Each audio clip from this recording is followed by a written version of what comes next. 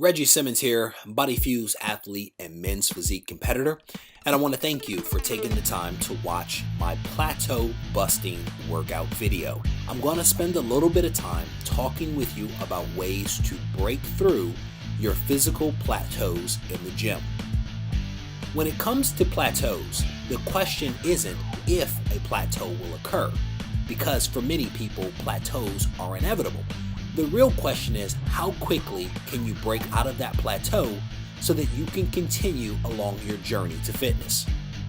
Generally speaking, a plateau will occur when your body stops responding to your current diet and or level of exercise. The human body is actually a wonderful machine in that it adapts to challenges that it's presented with, and it adapts relatively quickly. So it's a good idea to change your exercise routine every 6 to 8 weeks. That way you keep your body guessing, you keep it off balance, but more importantly, you keep making the gains and improvements that you want in your physique. There are actually several techniques that you can employ to break through a plateau. The first approach that readily comes to mind is heavyweight versus lightweight. If you typically train with heavy weights using a relatively low number of reps, let's just say 10, you can switch things up by lifting with lighter weights for more repetitions, maybe 15 to 20 reps. And of course, the opposite is true. If you train with light weights for a lot of reps, you can heavy things up and actually go for fewer reps. Again, the goal here is to stimulate the muscle fibers in a slightly different way than what they're accustomed to. Another technique that comes to mind is slowing up your rep tempo.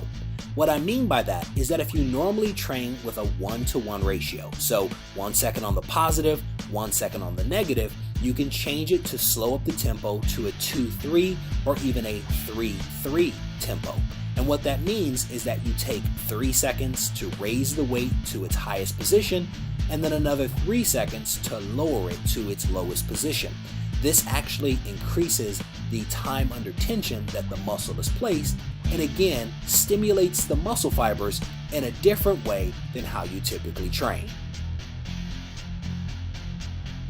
Next, I want to talk a little bit about cardio, because believe it or not all cardio is the same.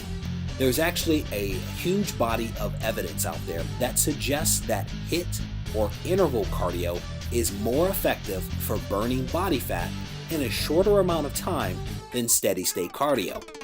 What that means is, if you are accustomed to getting on your treadmill, your elliptical, or your bike and just doing 60 minutes of cardio, you might benefit from adding a little high intensity training to your weekly cardiovascular routine. In addition to the techniques I've already mentioned, I want to mention a few more that can actually help you break through those plateaus when you encounter them. The first tip that I'll offer is to perform those exercises that you hate the most. The fact is, the body grows when it's challenged and when it's presented with challenges that it's never encountered before. And sometimes that's going to require that you do exercises, you do movements that you don't really like. But trust me when I tell you that your body will actually respond and grow as a result of you engaging in those activities. You can also try speeding up the tempo of your workout. I see people in the gym that take 5 or 6 minute breaks in between reps and also between exercises. And one of the tips that I typically offer is to shorten those rest breaks to maybe 30 or 60 seconds. Another thing you can do is to change things up. If you always train biceps before triceps, flip it and train triceps first and then your biceps. If you always train chest on Mondays and then back on Tuesday, maybe you flip it and train back on Monday and chest on Tuesday. Again, sometimes it's small changes that you can make to your exercise routine that will have huge impacts on your physique. Thanks for taking the time to watch this video. I hope you enjoyed it.